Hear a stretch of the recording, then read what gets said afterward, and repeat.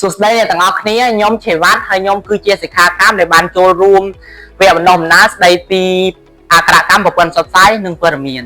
ខ្ញុំបានចូលរួមនៅក្នុងខេត្តបាត់ដំបងជាមួយនឹង CCIM សម្រាប់ខ្ញុំគឺខ្ញុំសប្បាយរីករាយខ្លាំងហើយដោយសារអីពេលយើងបានចូលរួមទៅយើងបានជួបមនុស្សថ្មីមានមិត្តភាពថ្មីហើយអាចយល់ដឹងពីចំណេះដឹងដែលយើងអត់ធ្លាប់ដឹងទាក់ទងទៅនឹងព័ត៌មានដែលយើងមើលវាជាប្រចាំសម្រាប់វគ្គបណ្ដុះបណ្ដាលមួយនេះអ្វីដែលខ្ញុំរៀនបានច្រើនបំផុតគឺការស្វែងរកព័ត៌មានមួយដែលមានប្រភពច្បាស់លាស់ដែលវាត្រឹមត្រូវហើយដែលយើងអាចចែករំលែកបានទៅដល់អ្នកដទៃសម្រាប់ខ្ញុំគិតថាវាសំខាន់សម្រាប់យុវជនដែលសារយុវជនគិតជាធនធានមួយនៅក្នុងសង្គមដូច្នេះវគ្គបណ្ដុះបណ្ដាលនេះវាជាវគ្គបណ្ដុះបណ្ដាលដែលធ្វើឲ្យយើងដឹងពីការស្វែងរកព័ត៌មានមួយដែលត្រឹមត្រូវដូច្នេះយុវជនទាំងអស់គួរតែដឹងអំពីវាមានរបៀបក្នុងការរកព័ត៌មានមួយដែលសមស្របសម្រាប់គាត់កុំឲ្យ